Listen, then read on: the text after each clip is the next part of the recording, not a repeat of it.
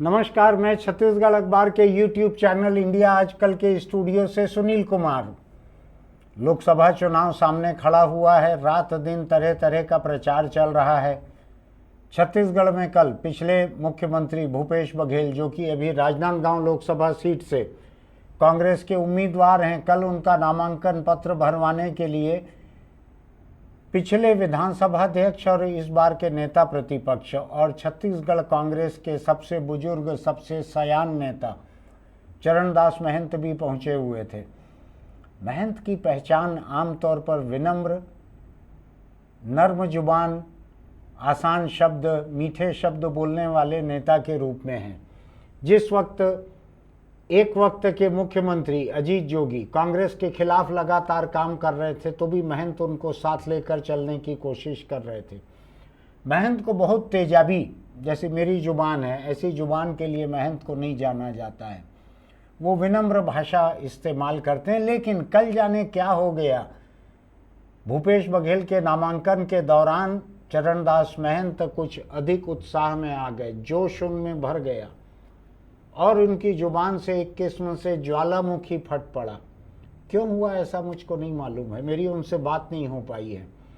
मैंने फ़ोन लगाने की कोशिश की थी, बात उनसे हो नहीं पाई। उनका खुद का जो इलाका है, जहाँ से वो विधायक हैं अभी और जहाँ से उनकी पत्नी ज्योत्सना महंत कोरबा लोकसभा का चुनाव लड़ रही हैं, महंत जी ज़्यादा वक्त वहाँ प्रचार में रहते हैं।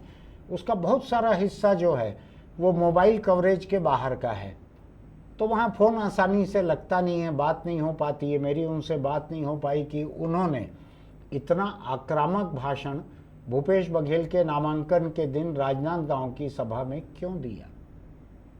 काफ़ी तल्ख उन्होंने कहा है। दो लोगों के बारे में कहा।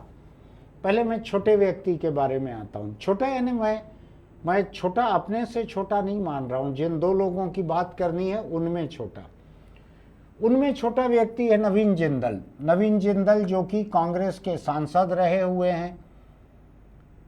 इनकी माँ भी कांग्रेस पार्टी में रही है, शायद हरियाणा में विधायक रही हैं, मंत्री रही हैं हरियाणा में कांग्रेस सरकार में।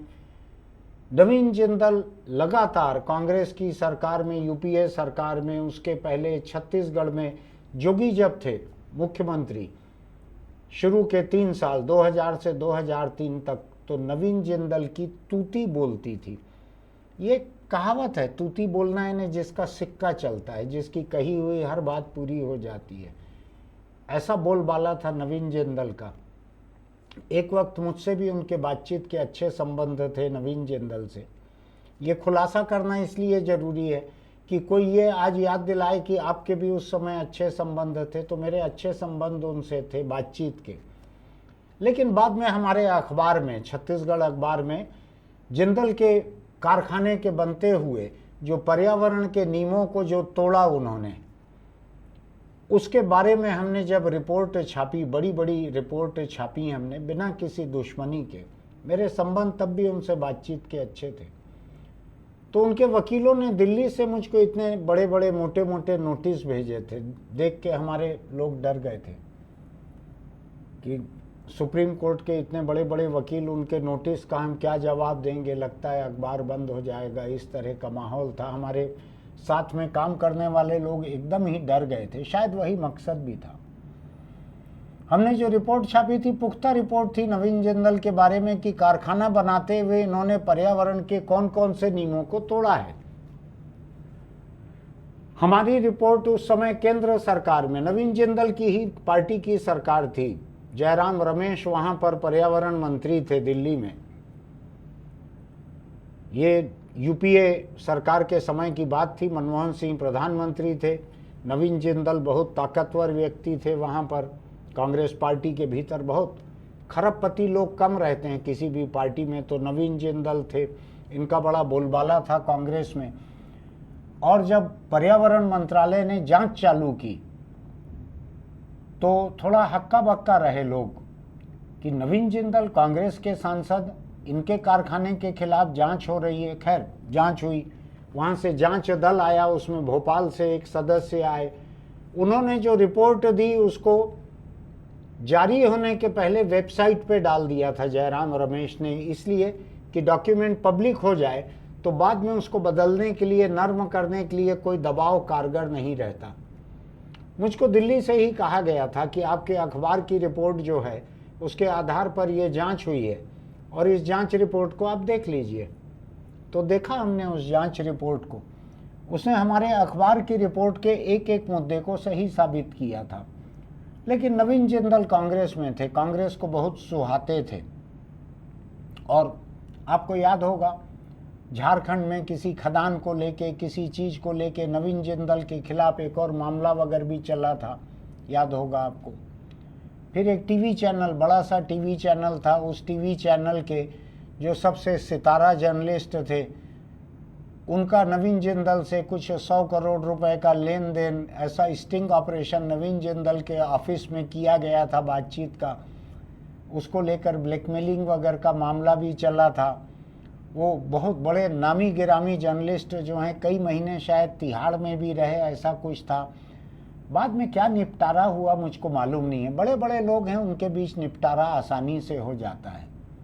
खैर, तो चरणदास महंत ने कल भूपेश बघेल के चुनाव क्षेत्र राजनांदगांव में जाकर नवीन जिंदल के खिलाफ हमला बोला, जो अभी अभी कांग्रेस पार्टी छोड़कर बीजेपी में चले गए हैं। बीजेपी में जाते ही हरियाणा में अगले दिन उनको बीजेपी ने अपना उम्मीदवार बना दिया है। हरियाणा को लेकर एक व्यक्ति ने ट्विटर पे बड़ा शानदार मजाक किया है, मैं जरा उसकी भी चर्चा कर लूं। उसने ट्विटर पे लिखा है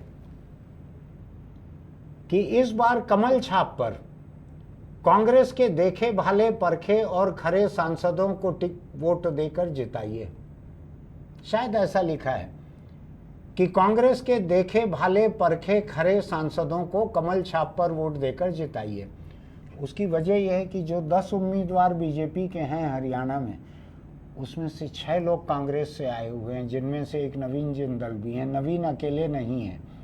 हरियाणा का आया राम गया राम पुराना एक उसका इतिहास रहा हुआ है। उसी के तहत नवीन जिंदल, अभी उनको कांग्रेस का कोई भविष्य दिख नहीं रहा था तो वो चले गए बीजेपी में। उसकी एक वजह और बतलाता हूं मैं आपको। नवीन के भाई हैं सज्जन जिंदल। सज्जन जिंदल जो हैं, इनको पाकिस्तान में नवाज शरीफ का दोस्त माना जाता है, जो प्राइम मिनिस्टर थे वहां पे। और आपको ध्यान है, खाड़ी के किसी देश में प्रधानमंत्री नरेंद्र मोदी गए हुए थे और अचानक खबर आई थी दोपहर को। सारे लोग हड़बड़ा के उठ के बैठ गए थे, पूरे हिंदुस्तान के टीवी चैनलों पर और कोई खबर नहीं बची थी कि प्रधानमंत्री नरेंद्र मोदी कहां से, कोई अबू धाबी, दुबई, कहीं से भी वापस आते हुए पाकिस्तान उतर रहे हैं। वहां वो नवाज शरीफ के घर जाएंगे। नवाज शरीफ के परिवार में कोई शादी भी थी, उस दिन नवाज शरीफ का जन्मदिन भी था। मोदी वहां गए, नवाज शरीफ की बुजुर्ग माँ के लिए वो एक शॉल ले गए, कुछ और शायद आम या कुछ और चीजें लेके गए, तोहफा लेके गए। भारत पाकिस्तान के बीच ऐसी डिप्लोमेसी किसी ने देखी नहीं थी कि भारत का प्रधानमंत्री अनशेड्यूल्ड, जो तय नहीं है, ऐसे किसी विजिट पे पाकिस्तान चले जाए, प्राइम मिनिस्टर के घर चले जाए, उनकी मां के पैर छू ले जाके। ऐसा हुआ था। ये नरेंद्र मोदी के पहले कार्यकाल की बात है। ये ऐसा प्रेम उमड़ा था, लेकिन वो प्रेम लंबे समय तक टिक नहीं पाया। कुछ पुलवामा का हमला हुआ, कुछ हुआ, संबंध खराब हुए, सर्जिकल स्ट्राइक किया मोदी ने पाकिस्तान पर, कुछ चलते रहा ऐसा। तो मैं जो बात कर रहा था वो अलग है इससे। तो लोगों को ये मालूम था कि सज्जन जिंदल जो हैं, नवीन जिंदल के बड़े भाई, वो नवाज शरीफ के दोस्त हैं। ऐसा कहा जाता है कि सज्जन जिंदल ने ही ये मुलाकात तय करवाई थी। अब आप देखिए, दो देशों के बीच की सर्वोच्च स्तर की राजनीति, उसको एक कारोबारी करवा रहा है तय। होता है ऐसा, डिप्लोमेसी में पर्दे के पीछे बहुत सारी चीजें होती है। अभी मुझको किसी ने कहा कि हिंदुस्तान के 9 या कितने भूतपूर्व नौसैनिक, इंडियन नेवी के जो ऑफिसर रहे हुए थे, ये खाड़ी के एक देश में गिरफ्तार थे। इनको मौत की सजा हो गई थी, उस सजा को टलवाया गया किसी तरीके से, शायद उम्र कैद हो गई, उसको टलवाया गया। जब हिंदुस्तान की सारी दखल से कुछ नहीं हो पाया तो एक अफवाह है बाजार में, सच है कि नहीं मुझको नहीं मालूम, कि शाहरुख खान जो हिंदुस्तान के एक सबसे मशहूर एक्टर हैं, खाड़ी के देशों में सबसे ज़्यादा मशहूर हैं, उनसे रिक्वेस्ट की भारत सरकार ने, उन्होंने वहाँ पे उस देश में अपने संबंधों का इस्तेमाल किया और वो लोग छूटकर हिंदुस्तान आ सके। वो तो ऐसा होता है, कोई नई चीज़ नहीं है, कहीं कारोबारी, कहीं एक्टर, कहीं कोई ऐसा, इसको बैक चैनल कहते हैं डिप्लोमेसी में, पर्दे के पीछे से जो चीज़ें होती हैं।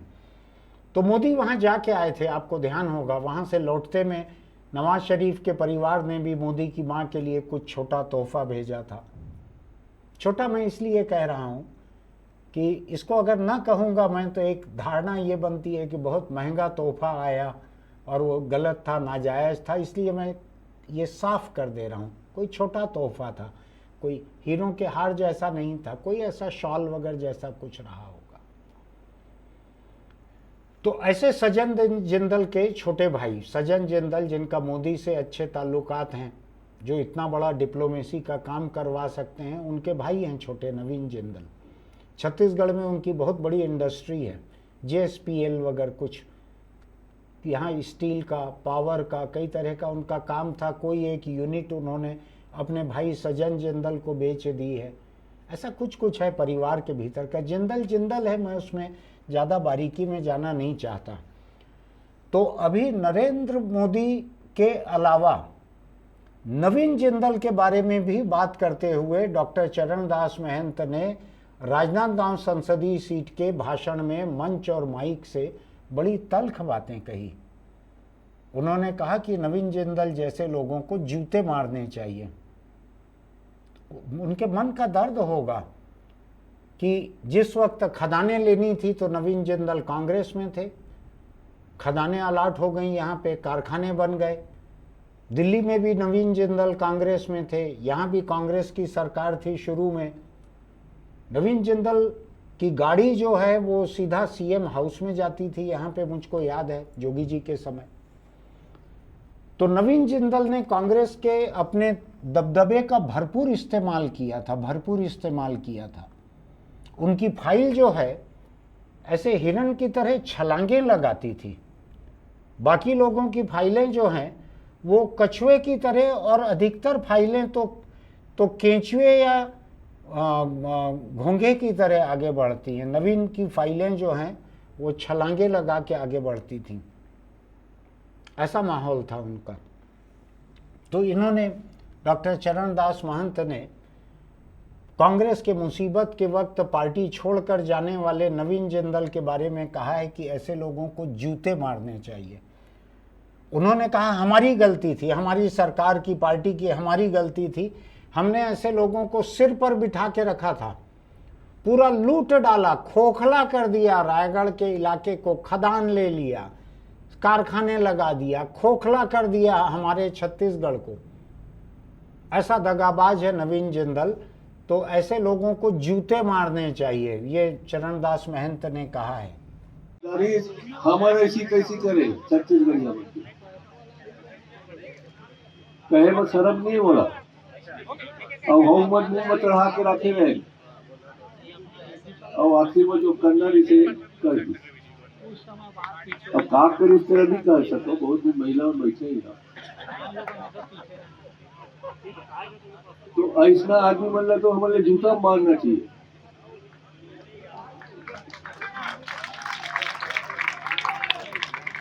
भूपेश भाई अगले बार मुख्यमंत्री बन बेटा, तोर बगा दूसर बनीता कहूँ बनाता, ये जेमन गे है ते मतलब लेना नहीं है, न मन से पैसा से मतलब है, न मन से कौड़ी से मतलब है।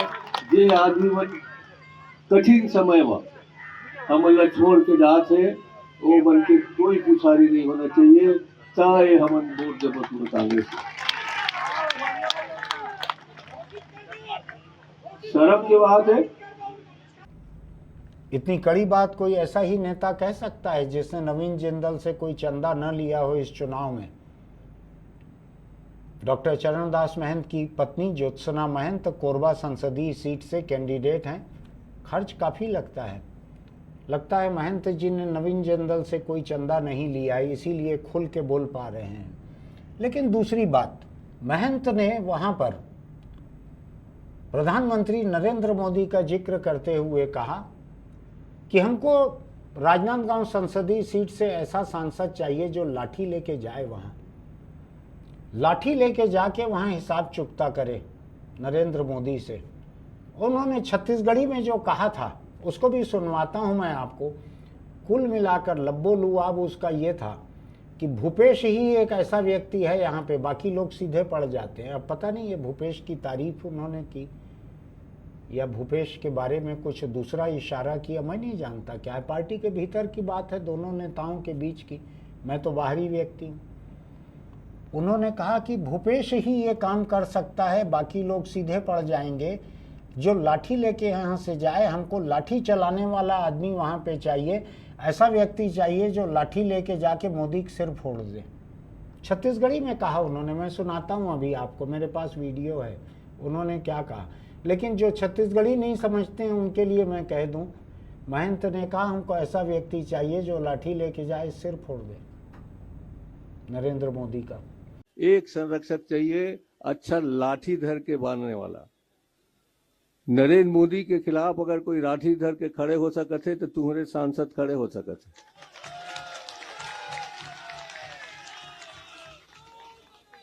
बाकी मन सीधवा साधवा है, और ये देवेंद्र भी खड़े हो सकते हैं। शिव लाठी धरे नहीं सके, गाड़ी दे सके। हम अल्लाह लाठी धरैया आदमी चाहिए, नरेंद्र मोदी के मूड फोरैया आदमी चाहिए, और रात दिन तंग करके यहाँ ले चीन भेजने वाला आदमी चाहिए। मैं नहीं जानता कि ये कहना उनका सोचा समझा था कि सामने भीड़ देख के अनायास उनके मुंह से निकल गया, या भूपेश के चुनाव क्षेत्र में जाके महंत का ये कहना इसका कोई खास मकसद था, मैं नहीं जानता हूँ। मेरी बात अभी तक हो नहीं पाई है। राजनीति में कुछ भी हो सकता है, जो भी हो। इसने बीजेपी को एक मौका दे दिया छत्तीसगढ़ में। बीजेपी को नवीन जिंदल से ज़्यादा लेना देना नहीं है, वो हरियाणा का नेता है, हरियाणा में चुनाव लड़ रहा है, बीजेपी ने एक टिकट दे दिया उसको, हरियाणा बीजेपी जाने। लेकिन प्रधानमंत्री नरेंद्र मोदी, जिनकी कही हुई एक एक गारंटी को लेकर बीजेपी ने पिछला विधानसभा चुनाव जीता, जो आज भी बीजेपी के पूरे इतिहास के सबसे कामयाब, सबसे ताकतवर और सबसे मशहूर नेता हैं। इतने मशहूर भी कोई और नहीं हुए।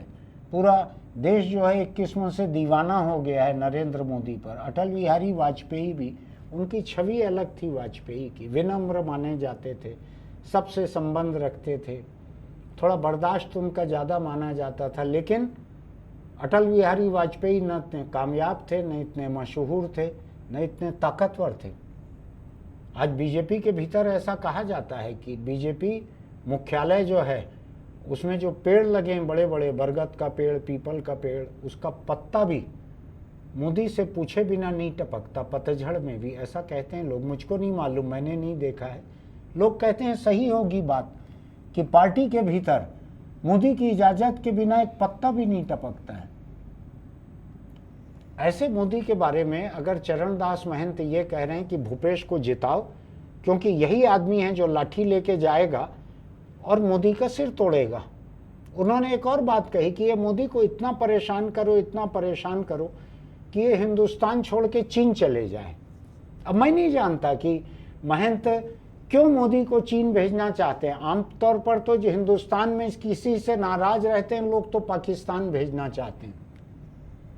चीन भेजने की बात मैं पहली बार सुन रहा हूँ। मोदी गए हुए हैं शायद चीन पहले कुछ बार, लेकिन मोदी भाजपा के नेता है, चीन कम्युनिस्ट देश है, कैसे गुजारा होगा वहाँ पर चीन के। हालांकि चीन के राष्ट्रपति जब आए गुजरात में तो मोदी जी का आपने सबने वीडियो देखा होगा कि जो झूला रहता है, झूला वहाँ का एक मेरे ख्याल से सांखेड़ा फर्नीचर ऐसा कुछ कहलाता है, जिसमें लाख से पेंटिंग की जाती है फर्नीचर में, ऐसा ही शायद झूला था। उसके ऊपर मोदी जी ने उनको झूला झुलाया था, ढोकला खिलाए थे, सब किया था, फाफड़ा खिलाया था। ये अलग बात है कि फाफड़ा और ढोकला का नमक जरा नहीं लगा, शी जिनपिंग को जरा भी नमक नहीं लगा गुजरात का। वहाँ जाने के बाद हिंदुस्तान की सरहद पर जगह जगह चीन ने कब्जा कर लिया, कई जगह घुसपैठ कर ली, कई जगह कॉलोनियाँ अपनी बना ली हैं, आबादी बसा ली है, ऐसी खबरें आती है। हालांकि भारत सरकार कहती है कि नहीं। तो ऐसे चीन में मोदी को भेजने की हसरत क्यों रखते हैं महंत, मुझको नहीं मालूम है, मैं उनसे पूछ नहीं पाया हूँ अभी कि आप क्यों चीन भेजना चाहते हो मोदी को। खैर, चीन भेजने में दिक्कत नहीं है, दिक्कत आ रही है सिर तोड़ना बोलने में कि लाठी लेके जाके मोदी का सिर तोड़ सके। दो चीज़ें मुझको लगती है, पूरे छत्तीसगढ़ में अकेले भूपेश को इसके लायक माना महंत जी ने कि यही है अकेला, बाकी लोग सीधे पड़ेंगे, बाकी लोग सीधे पड़ेंगे। उन्होंने कहा ये भूपेश कर सकता है, इसको आपका सांसद। और दूसरा उन्होंने कहा देवेंद्र यादव कर सकता है। देवेंद्र यादव भी वहीं भूपेश के बगल के विधायक हैं, अभी उनको बिलासपुर से उम्मीदवार बनाया है कांग्रेस पार्टी ने। इन दो लोगों को परले दर्जे का लठैत करार दिया है महंत ने। मैं नहीं जानता कि ये भूपेश के प्रति उनकी सद्भावना है, दुर्भावना है। भूपेश को जिताने के लिए उन्होंने मतदाताओं में, कांग्रेस के वर्कर में उत्साह भरने के लिए ऐसा कहा है, या भूपेश बघेल जो 5 साल मुख्यमंत्री थे उस वक्त उन्होंने 150 बार तो कम से कम महंत का जो अपमान किया होगा उसका कोई हिसाब चुकता कर रहे हैं महंत। मैं नहीं जानता क्या है, कांग्रेस पार्टी की राजनीति को इतना भीतर से मैं नहीं जानता। तो कुल मिलाकर बात यह है कि महंत ने जो ये कहा है कि लठैत हमारा जो है इसको जिता के भेजो, मोदी का सिर तोड़ेगा वहाँ जाकर। अब सवाल ये उठता है, मोदी की खूबी ये है कि आप उनके बारे में जो उटपटांग बोलो, चाहे उनको आप मौत का सौदागर बोलो गुजरात में, वो उसको इस्तेमाल कर लेंगे। गुजरात की अस्मिता पे हमला हुआ है, गुजराती को मौत का सौदागर कहा गया है और पूरा गुजरात उनके साथ चले गया, ऐसा कहने वाले की पार्टी हार गई वहाँ पे। इसके बाद भी जगह जगह मणिशंकर अय्यर ने एक बार कह दिया मोदी के बारे में ये नीच आदमी है, उसको लेके हंगामा हुआ। कांग्रेस पार्टी ने शायद मणिशंकर अय्यर को सस्पेंड कर दिया था सदस्यता से। और इस बात को लेके मोदी, उनके समर्थक, उनकी पार्टी ने इतना बवाल खड़ा किया था, मुद्दा भी था, आमतौर पे ऐसी भाषा नहीं कही जाती है, इतना बवाल खड़ा किया कि कांग्रेस पार्टी को अपार नुकसान हो गया। कहीं राहुल गांधी कह देते हैं कि सभी मोदी चोर क्यों होते हैं, उसको लेके बवाल हो जाता है। कहीं कोई ओबीसी के बारे में कुछ कह देता है तो मोदी अपने ऊपर ले लेते हैं कि मैं ओबीसी हूं इसलिए मेरे बारे में कहा जा रहा है। राहुल गांधी ने एक नारा लगाया था, चौकीदार ही चोर है। तो पूरे देश के भाजपा के समर्थकों ने, मोदी के समर्थक नेताओं ने मैं भी चौकीदार, मैं भी चौकीदार, मैं भी चौकीदार, उसका इस्तेमाल कर लिया था। अभी लालू यादव ने कुछ दिन पहले, हमने उस बारे में किसी वीडियो में कहा भी था यहाँ, मोदी के संदर्भ में उन्होंने परिवारवाद की बात कर दी थी। मोदी जो कि बिना किसी संतान के हैं, पत्नी से अलग रहते हैं, किसी ने भाइयों के साथ उनकी तस्वीर नहीं देखी है, कोई नाती पोते कहीं उनके आसपास नहीं दिखते हैं, माँ भर थी जब तक तब तक थी, अकेले रहते हैं मोदी। ऐसे मोदी पे परिवारवाद की कोई तोहमत लगा दी थी लालू ने। तो पूरे देश में भाजपा के जितने समर्थक थे उन्होंने मैं भी मोदी का परिवार, मैं भी मोदी का परिवार, सोशल मीडिया पर ये एक अभियान छेड़ दिया था, मोदी का परिवार, मोदी का परिवार चारों तरफ। तो मोदी पे हमला करना आसान है, आपके पास जुबान है और कुछ नहीं लगता हमला करने के लिए। कोई पत्थर से हमला थोड़ी करना है, वो तो आसपास उनके सिक्योरिटी रहती है। जुबान से हमला आप कहीं भी कर सकते हो, उंगलियों से कर सकते हो, कीबोर्ड पे, सोशल मीडिया पर किया लोगों ने। एक भी हमला कारगर नहीं हुआ। मैं दुनिया के बहुत सारे बड़े बड़े न्यूज़ पॉडकास्ट सुनता हूँ, जो अंतर्राष्ट्रीय न्यूज़ ऑर्गेनाइजेशन है उनके पॉडकास्ट रोज़ सुनता हूँ। उनका कहना है कि मोदी में उनकी जो आलोचना है, उन पे जो हमले हैं, उनको अपने पक्ष में मोड़ देने की अपार क्षमता है। तो उन पे ओछा हमला करते हुए तो लोगों को याद रखना चाहिए कि मोदी इस हमले में जो पत्थर आप फेंक रहे हैं उसको निचोड़ के तेल निकालेंगे और उससे फिर बदन का मालिश भी कर लेंगे। आप उनको जख्मी नहीं कर सकते मोदी को। मोदी अपार क्षमता के धनी है इस मामले में। आप उनके ऊपर कोई भी हमला करो, वो अपने आप को जख्मी दिखा देंगे, घायल दिखा देंगे, बेकसूर दिखा देंगे और हमलावर को मुजरिम दिखा देंगे। और होता है, जब मानने वाले आपके बहुत सारे हैं तो ऐसा ही असर होता है। ऐसे 100 उदाहरण हैं पिछले 20 साल के, 100, जिसमें मोदी के ऊपर ओछा हमला जब किया गया तब मोदी ने उसका इस्तेमाल कर लिया अपने पक्ष में। उनकी ये खूबी है और मैं इसको लोकतंत्र में एक बड़ी खूबी मानता हूँ। कोई आपके बारे में कुछ भी बोले, आप उसको अपने पक्ष में ले लेते हो। ये ऐसा हो गया जैसे जो स्पिन गेंदबाज रहते हैं ना, गेंद फेंकते हैं, गेंद जाते इधर दिखती है, घुस उधर जाती है। मोदी का कुछ उस तरह का है। आप उनके ऊपर उटपटांग गेंद फेंकोगे तो पता लगेगा गेंद कहीं और निकल गई, उनको आउट नहीं कर सकी, और वो उस पर छक्का भी लगा देते हैं। तो ऐसा कई तरह से मोदी यूज़ करते हैं उनके ऊपर होने वाले ओछे हमलों को। लोग कहते हैं कि मोदी ऐसे हैं कि अगर उनके ऊपर आप पत्थर फेंकोगे तो उन पत्थरों को जोड़ के वो सीढ़ी बना लेते हैं ऊपर जाने की और तरक्की कर जाते हैं और ऊपर चले जाते हैं कामयाबी पे। ऐसे व्यक्ति हैं मोदी, ऐसा कहते हैं लोग। मैं व्यक्तिगत रूप से जानता हूँ, मोदी गुजरात से आते हैं, व्यापारी समाज ज़्यादा बड़ा है गुजरात का। आप मोदी को हूट करने के लिए, उनको फ्लॉप करने के लिए आप उनके ऊपर टमाटर फेंको, वो उसका सॉस बना लेंगे। आप अंडा उनके ऊपर फेंको, वो आमलेट बना लेंगे, भले खुद नहीं खाते होंगे, किसी और को खिला देंगे। आप मोदी पे हमला करके आसानी से नहीं बच सकते। चरणदास महंत जो मोदी का सिर तोड़वा रहे हैं, मैं नहीं जानता उन्होंने ऐसा क्यों किया है। क्या राजनांदगांव संसदीय सीट के वोटर जो हैं, जो बहुत मोदी भक्त नहीं होंगे, ऐसे भी वोटर होंगे, क्या वो भी इससे खफा हो जाएंगे कि मोदी का सिर तोड़ने का बात कर रहे हैं ये लोग, और ये अगर लठैत चुनने के लिए हमको बोल रहे हैं कि मोदी का सिर तोड़ेगा जाके, तो हम क्यों मोदी का सिर तोड़वाएंगे? हम भले मोदी के भक्त नहीं हैं, उनकी पार्टी में नहीं, लेकिन सिर क्यों तोड़वाएंगे? मुझको लगता है कि नांदगांव में एक प्रतिक्रिया ऐसी भी हो सकती है। भूपेश बघेल को हो सकता है नुकसान हो जाए। मैं नहीं जानता कि नांदगांव के वोटर कैसे हैं, वो किसी सिर तोड़ने वाले लठैत को चुनना चाहेंगे कि नहीं चाहेंगे। और महंत जी सर्टिफिकेट दे के गए हैं, बाकी कोई सिर नहीं तोड़ सकेगा दिल्ली जाके मोदी का, ये भूपेश ही तोड़ सकेगा, साफ साफ बोल के गए। आपने अभी सुना इस वीडियो में। क्यों ऐसा किया है महंत जी ने वहाँ जाके? क्या ये कांग्रेस के कार्यकर्ताओं में उत्साह भरने के लिए उन्होंने कहा है? क्या भूपेश को ताकतवर साबित करने के लिए कहा है कि मोदी का मुकाबला यही एक आदमी कर सकता है और हम लोग कोई नहीं कर सकते? उन्होंने नवीन जिंदल और दूसरे पार्टी छोड़ने वाले लोगों के संदर्भ में ये भी कहा है कि जो पार्टी छोड़ के जा रहे हैं, मैं भूपेश को बोल रहा हूं, जब दोबारा मुख्यमंत्री बनोगे इन लोगों को पार्टी में घुसने मत देना। एक किस्म से उन्होंने मान लिया कि अगला मौका जो आएगा मुख्यमंत्री बनने का, उसमें भूपेश बघेल की ही बारी रहेगी। ये मान लिया महंत ने, ये छोटी बात नहीं है ये। तो ये मिला जुला है, मैं समझ नहीं पा रहा हूं कि क्या हो रहा है। जाहिर है कि छत्तीसगढ़ के जो भाजपा नेता हैं उनको एक बहुत बड़ा मौका मिला कांग्रेस पार्टी पे हमला करने का।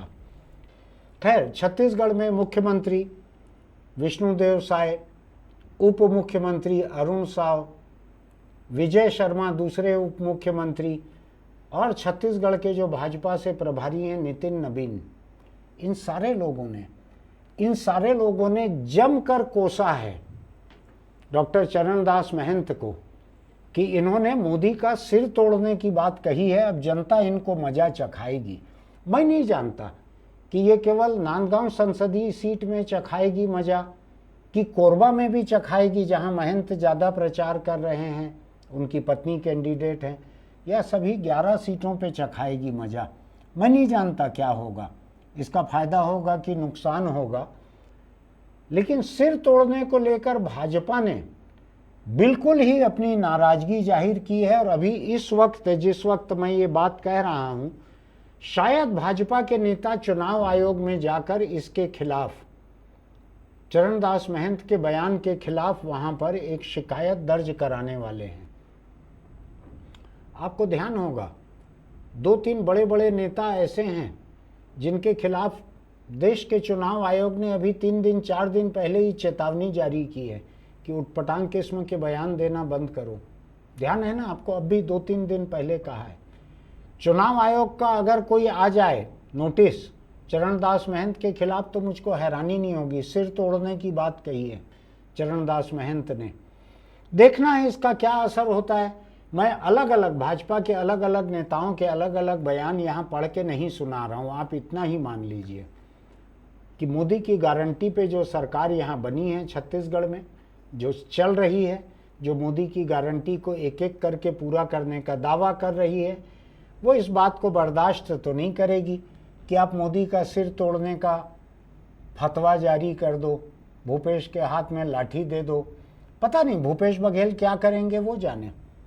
मैं अभी थोड़ी देर पहले तक सारी खबरें देख रहा था, मुझको भूपेश बघेल का कोई बयान नहीं दिखा है कि नहीं मैं सिर नहीं तोड़ूंगा, मैं लाठी लेके दिल्ली नहीं जाऊंगा, जीत भी जाऊंगा तो भी सिर नहीं तोड़ूंगा। ऐसा आया नहीं है, देवेंद्र यादव का भी नहीं आया। देखना है क्या होता है। अभी चुनाव को कई दिन बाकी हैं। छत्तीसगढ़ के चुनाव में एक चीज़ है, चरणदास महंत ने एकदम से गर्मी ला दी है। जिस लठैत अंदाज में भूपेश लाठी चलाए न चलाए, चरणदास महंत ने लाठी चला दी है। देखना है इसका लहू जो है केवल नांदगांव सीट में बिखरेगा कि 11 सीटों पे बिखरेगा। चुनाव आयोग को आज क्या शिकायत होती है, चुनाव आयोग इस पे क्या करता है, ये आगे देखने की बातें हैं। फिलहाल आमतौर पर शांत रहने वाले चरणदास महंत ने भारी उत्तेजित होकर ये बात क्यों कही है ये मुझको नहीं मालूम है। ये राज की बात है। ये जैसा मैंने कहा था शायद कुछ समय पहले, एक किसी बनियाइन के इश्तहार का ये स्लोगन था, ये अंदर की बात है। आपको हमारा ये वीडियो अच्छा लगता है तो हमारे चैनल को सब्सक्राइब कीजिए, नोटिफिकेशन की बटन दबाइए, लाइक कीजिए, अपने दोस्तों को इसका लिंक भेजिए, उनसे पूछिए कि भाई लाठी के बारे में आपका क्या कहना है, किसी का सिर तोड़ना चाहिए कि नहीं तोड़ना चाहिए, और क्या भूपेश अकेला ही इस लायक है क्या वो लाठी से किसी का सिर तोड़ सके। दूसरा, चीन में भी अगर आपके संबंध हो वहाँ भी पूछना चाहिए कि अगर मोदी को वहाँ भेजना चाहती है कांग्रेस तो क्या चीन के लोग सचमुच लेना चाहेंगे उनको। चीन के राष्ट्रपति से भी पूछना चाहिए, आप ढोकला फाफड़ा खा के आए थे अहमदाबाद से, क्या आप मोदी को यहाँ रखना चाहोगे चीन में, पूछना चाहिए उनसे। फिर मिलेंगे। चलते चलते एक बहुत छोटी सी सलाह आपसे, गर्मी बहुत बुरी तरह आ गई है, पानी कहीं भी बर्बाद होते देखें, चाहे आपके घर में टपकता हो, नल की टोंटी अगर सुधरवा नहीं सकते हैं तो नीचे बाल्टी रख दीजिए, सुबह से शाम तक शायद 5-7 मग्गा पानी इकट्ठा हो जाएगा उसमें। अपनी कारों को पाइप के पानी से मत धोइए, आधा बाल्टी पानी लेके उसके कांच पोंछ लीजिए, उतना ही काम का रहता है कार में। बाकी धूल तो इस शहर में जमना ही जमना है, पूरा छत्तीसगढ़ धूल से भरा हुआ है, जमना ही जमना है। एक दूसरी बात मुझको कहना जरूरी है, मैं रोज आपको हेलमेट के लिए कहता हूं। कल एक घटना हुई है, एक लड़की अपने भाई के साथ मोटरसाइकिल पर इम्तिहान देने जा रही थी। उसने देखा रास्ते में 2 लड़कियां और उसी के कॉलेज की खड़ी हुई हैं, इम्तिहान देने उनको भी जाना था, बस छूट गई थी या कुछ हो गया था। तो उसने कहा कि ठीक है तुम लोग दोनों भी आ जाओ। तो मोटरसाइकिल चलाने वाला 3 लोगों को लेकर 3 लड़कियों को बिठाकर जा रहा था। रास्ते में इन 3 में से एक के गले की चुन्नी चक्के में फंस गई तो सारे के सारे लोग नीचे गिर गए, 2 लड़कियां वहीं मर गईं। 2 अस्पताल में हैं, शायद लड़का जो चला रहा था वो और एक और लड़की अस्पताल में है, 2 लोग। मैं इस घटना को आपको याद दिलाकर कहना चाहता हूँ, कभी मोटरसाइकिल पे 3 लोग 4 लोग कभी भी मत चलिए, ये सुरक्षित नहीं है। दुपहिया वाहन 3 लोगों के लिए बने ही नहीं हैं। दूसरी बात ये कि अकेले या 2 लोग जब चल रहे हैं तो हेलमेट लगा कर रखिए। ये 4 लोग अगर हेलमेट लगाए रहते तो चाहे नियम तोड़ते रहते 4 एक दुपहिए पर जाकर, लेकिन हो सकता है कि जान किसी की बच जाती। 2 लड़कियां इम्तिहान देने जा रही हैं, सड़क पे मर गई। फिर यह है कि मोटरसाइकिल जो है उसके चक्के खुले रहते हैं, स्कूटर जैसे बंद नहीं रहते हैं। आप हिंदुस्तानी पोशाक किसी तरह की पहनी हुई महिला हैं, चुन्नी है, साड़ी है, इनके फंसने का खतरा रहता है। ये हिंदुस्तान दुनिया का अकेला देश है जहां मोटरसाइकिल के साइड में साड़ी गार्ड लगता है, जाली एक लगती है कि साड़ी भीतर न घुसे। तो बहुत सावधान रहिए, ढीले ऐसे कपड़े, उड़ते हुए लटके हुए कपड़ों के साथ बहुत सावधान रहिए। ऐसी मौत की नौबत से बचिए। फिर मिलेंगे।